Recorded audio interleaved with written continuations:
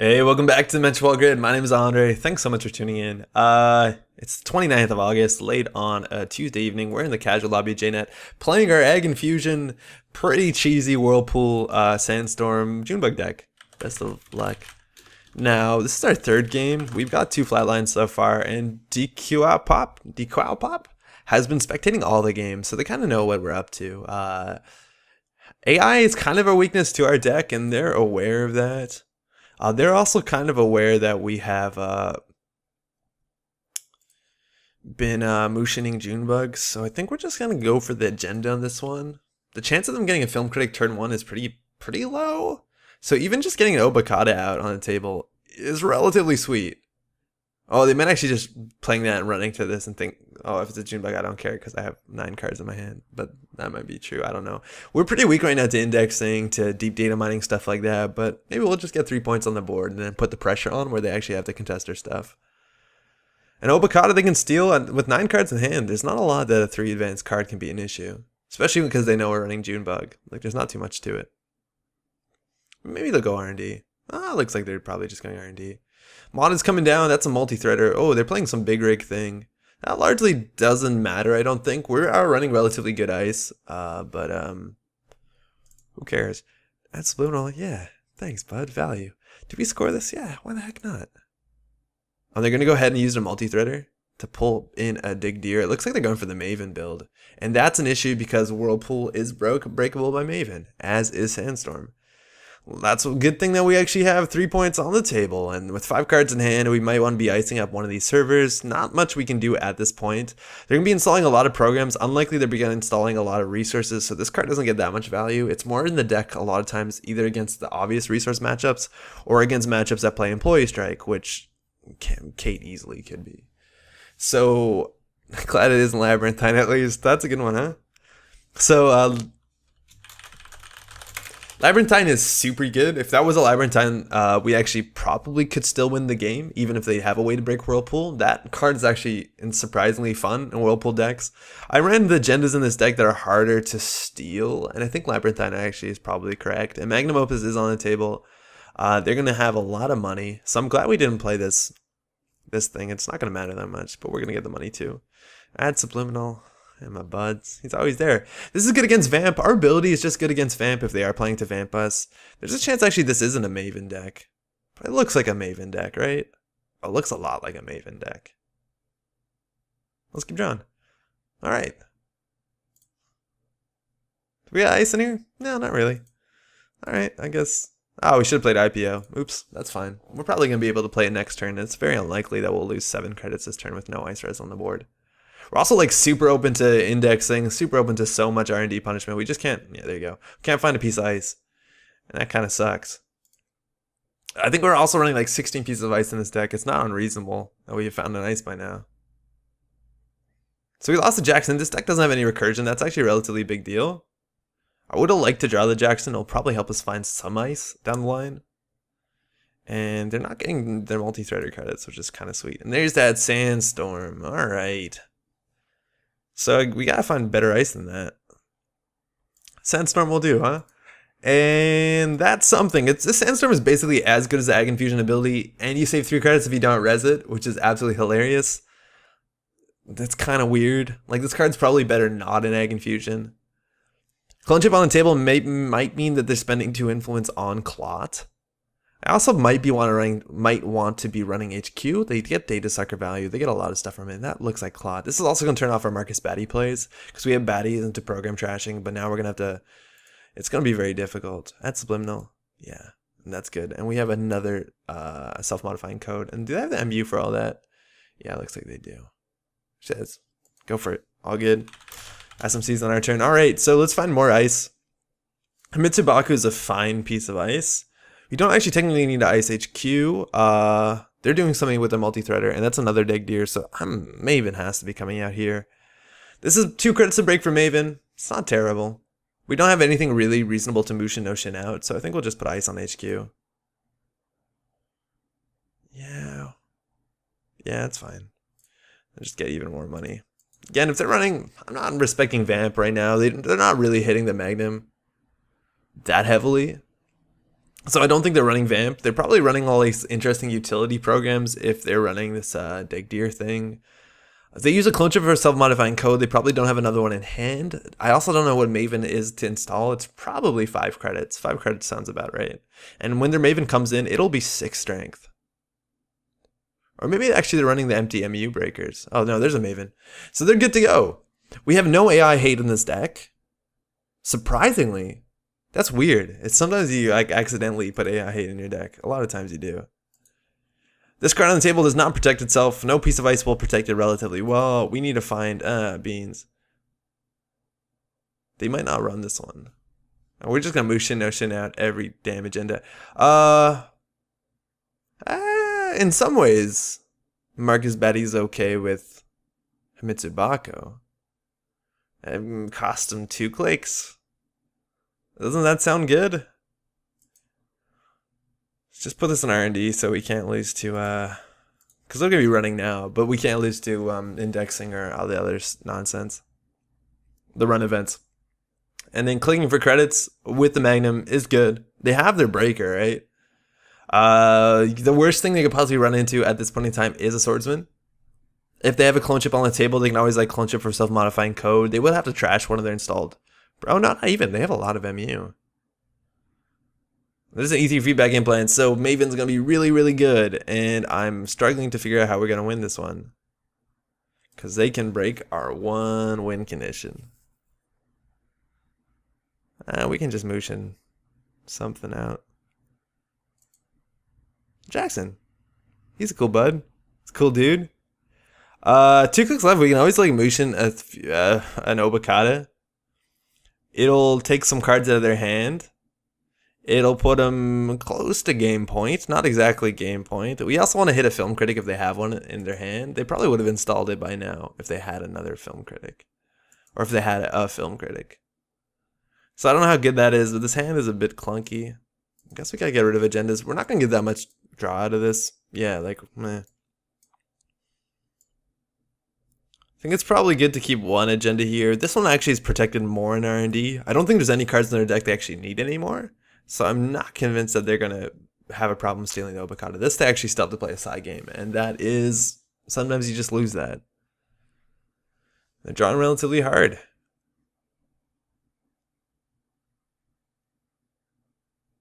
I don't know what they're looking for. Probably like an equivocation. It wouldn't be surprising if they also had a medium. They probably want as many programs as possible. 6 strength is largely all you need in Netrunner. But I wouldn't be surprised if they have multi-access in the form of a program. Add Subliminal. My bud, you're doing so good for us. Let's keep going. Left us a Jackson. We'll use the Jackson. Macrophage. Now that is 7 strength, which is exactly what they have. Trace is not fantastic against someone who has Link, let alone that much money, so I don't know about that. I think that just goes on R&D. Put this in a new remote. We're pretty locked here. We need them to goof up. We need them to goof up. They may actually be drawing for an employee strike, so there's some value in keeping that. And if we use a Jackson here, we'll pull back Jackson and 2 agendas. I think. So we gotta throw something out. Marcus Batty honestly doesn't do much. Trash 1 program, they stop with Sacrificial Construct. We don't have a way to trash that thing. But we have 3 baddies in the deck, so I still think it's our best solution. Yeah, we just have to burn out all the Satcon, so we're gonna keep the baddie for sure. We'll get rid of an agenda. If they play Rumor Mill, they win. Oh, it's a film critic. Oh, yeah, there you go. It's another multi-threader. So now breaking things is going to be really cheap. So we can just let them have the game here. Or we could shuffle in 3 agendas. And now they know running R&D is super good because there's 9 more agenda points in there. We also don't get our Subliminal, but he was good while he lasted. Himitsu Baku. Pay your credits. Play your multi-threader credits on here. I think we just crumble now. I don't think we have an out. This deck entirely relied on them not having an AI breaker. Super cheesy. Scarcity resources. Alright. 8 and a data sucker. There's nothing they can be worried about. Any ice is basically just a max 5 credits to break at max. Like, way worst case scenario. There you go. That was our win con. So we can Mushin this at advance it. And then there's a chance they just can't run it, right? Because they would need 8 cards in hand. 3, 4, 5, 6, 7. And unless they have the last quality time, or even a diesel. Which is unlikely. There's 2 left somewhere. They can't run it. Yeah, I'll take our chances here. We're still in game point though. We're not running any like 1, 2, 2 1s or 3 2s, so it's gonna be really hard for us to score. But like in theory, we know that if this is a Junebug, they can't run it, so that might actually make them want to run it more. Because if it's a Junebug, it's lethal. There's no way they can draw up enough. That might be all the reason why you have to run. This is also like a, what's it called? Oh man, if it was a Shattered Remains, things would be cool. Alright, we got another agenda. So they're running here. We obviously don't have a Res of Sandstorm. Let's see if they trace through this or they actually pay the credits. They're going to be seeing 2 off the top, and that's really bad. Seeing 2 is like okay with Film Critic. Oh man, they're just going to pay 5 for it? That's relatively good. They have, oh yeah, they do have a virus. That matters. And we're going to be on game point. Trace 3, we're not going to boost it, all good. Still, 3 credit attacks for 3 credits. That's not too bad. And we're definitely not resing this. We're not going to res this one either. It just denies them a data sucker counter, and they really don't need them in the matchup. They're not going to be. We have no ice over 8 strength, so data suckers are largely irrelevant unless a parasite comes out. It's always good to have that because if they do play an indexing, we can trash this piece of ice. Because resing it doesn't work anymore. We can just trash it to AgInfusion them away. And they see no agendas on top, so we're going to go ahead and give that a cheeky score.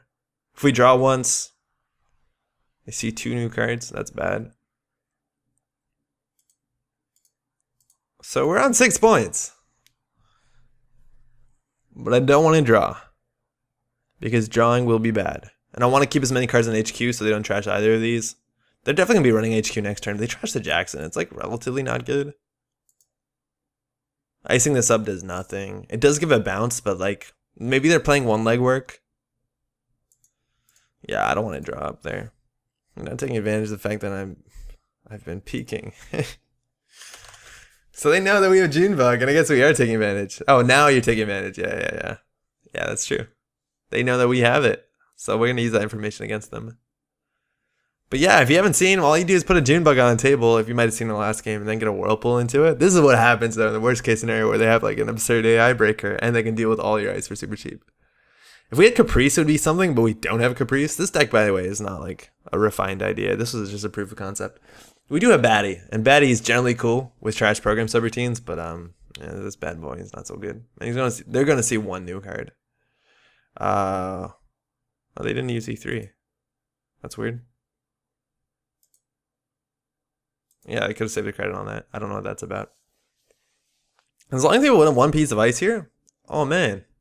They can't do like a, Batty, where'd you go? This means that next turn we're going to see 2 new cards if we draw twice, and that's kind of cool. So we have a chance of drawing a Junebug. Hey. So we need to find a Mushin no Shin. And 2 of them are in the heap, so we got to get those back. Stat. Having this on the table is also relatively sweet. Because it is a way to break R&D lock. And we'll ice it up just so that if they do want to run it and we need to protect it, we can always do that. We didn't even draw with it, which actually maybe we wanted to draw with it. I don't know. But yeah, we got really lucky that Junebug came through. Because technically, do they need to run the next Mushin no Shin card? I don't know. They maybe have to. Because it obviously represents game, but maybe that's all the reason why it doesn't represent game. Game theory, huh? All the ice in the world, as long as you don't lose to R&D pressure. Mushin's a good card. So there's Aparicia. And now they're running this. Resing this has no value. They break it for 2 credits. They could also let it trash for what it's worth. Like it honestly does nothing. So we'll just go ahead and use our Cheeky Jackson. We probably should have pre-resed it. If that was a snare too, they're going to throw out a lot of cards, which is relatively good for us. So we're going to get back our Mushin no Shin. Icing that though made our subliminal turn off, which is only so bad. Another Mushin no Shin and a Jackson Howard, which represents relatively, maybe a lot more Mushin no Shins. So they do get the successful run. They're not trashing any of this stuff. It doesn't look like it matters for what it's worth. That's a fetal AI. They do have a hand size of 7. Never mind. They're not going to be throwing out this much. So if we install advance this, they can run it no matter what it is. Like if it's a Junebug, they just take 4 damage. Is that bad? No, it's not. It really isn't that bad. But with an Mushin no Shin, we can make it 8 damage, and that actually can be difficult. That's what we need. We need to tax out their sack cons. That's a game-winning strat here. Alright, so everything's good and safe in there. If they get a Junebug from HQ, we will be not happy about it. But if we have the sack con, we can target this deck deer. Looks like we're not going to even get that chance. That's respectable. Okay, now they use the E3. We could fire this. Doesn't matter so much. There's a lot of agendas in here. There really is. If that was a Flotic, we might actually have got it. That's cool. Again, if we res it, they'd probably just let us fire it. So 3 cards at the top. And if they see 2 agendas, like, yeah, there you go. That's 1. So if they see a next one, they can't host it on Film Critic. That being said, they're like pretty close to game point. Oh, they just took the Obakata. Beans. Oh, no. Everything went bad very fast. We have no way of trashing that. We could have easily put 1 voter's intimidation in our deck, which is probably a good tech slot. Alright, okay. Res. Now we play a side game, right? But they can always lose a side game and trash the sacrificial construct. So, who cares? It does track out their sacrificial construct, where the next baddies down the line can be of disastrous value. And here looks like I don't know, bet 2, I guess. We're gonna tax them out anyways. I think they'll go 2 on this. Oh, nice. Yeah, it lets them prevent it though. I was worried that it was just actually gonna fire. So yeah, they prevent it. That's good. They can let the trace fire. It really doesn't matter. Oh, they actually broke it. Oh, we do have a lot of money. Yeah, they 100% have to break that trace there.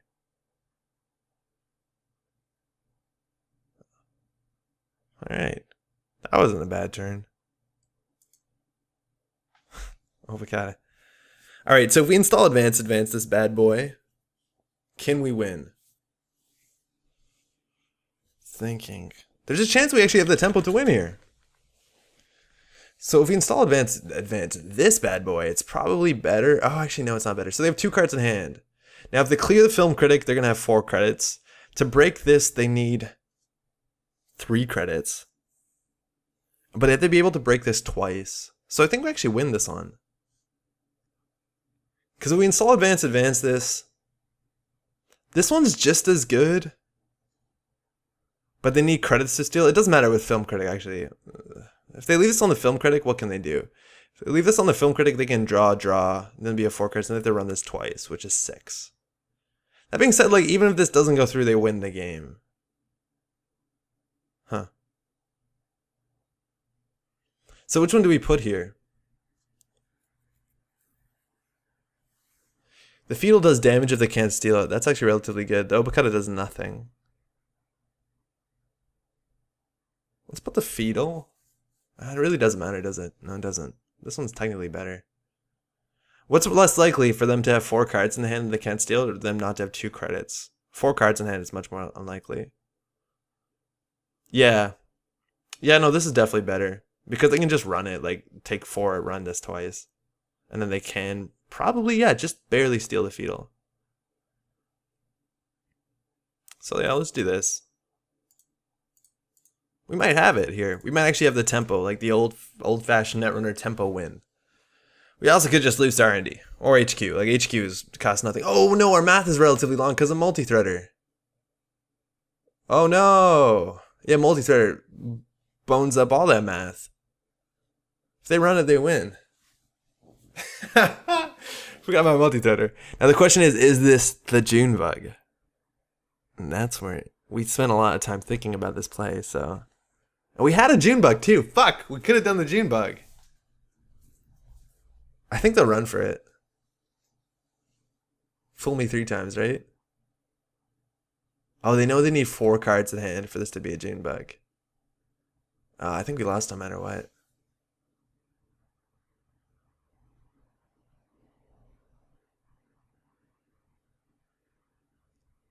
Oh no. If we had one more piece of ice on that server, actually, I think we would have it. Maybe we went a bit too fast, but we look like we have our tempo window. They can always just like clear this. Oh, they're going for it.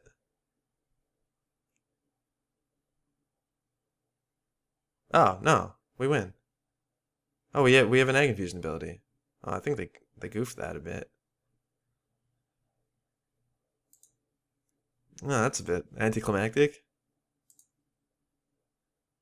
Enjoy server 2. Got it! And we got it. All right, they forgot about it, yeah. So what would that change? They would have 2 less credits, or 2 fewer credits. Ah, they didn't play around the ability. Oh no. Yeah, what did they do? Of course, I didn't have to Mopus. No, I don't think you did. I think we lost that for what it's worth, right? Because what? They would have 2 more credits, they could run again. Oh, actually, maybe not. Just completely forgot. Wait a second. What would have happened otherwise? So, if they didn't forget our ability, they would have 2 less credits. I still think we win.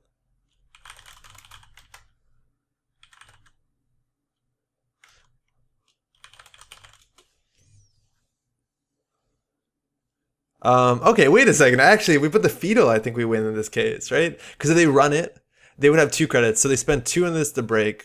Ooh. And then they can break exactly the ice. So the fetal actually would have been the winning play. Oh, interesting. So I had a fetal AI in hand and didn't install it. As you remembered. Yeah, interesting.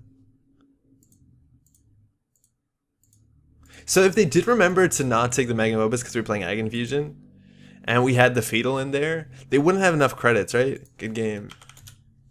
Because they would have taken 2 off of this. Oh, actually, no, they would have had credits. No, they would have 2 credits, right? And they need 3 to go through here. Or actually, technically, they need 4 because they need to keep 1 card in hand and not take the brain damage. So they would have 2 off of here, 2, and they would exactly 4, and then they access it. And that's why if we put the fetal in there, that was actually the better play, it seems. Because I totally forgot about multi-threader. I forgot about multi-threader. Fetal was definitely the right play. Yeah, that's why we forgot about the multi-threader. So fetal was the right play, and that's actually super interesting. Funny enough, the Junebug wouldn't have been lethal, and not that we saw that, but that's a really interesting decision. That was a relatively cool game, as much as none of our cheese would happen. What difference would have it made? You can't steal fetal. You need 2 credits. Thanks so much for watching. We're not streaming this week. If this video goes and sub this week, because we're going to be at PAX, but we'll be back next week. Thanks for watching. Ciao.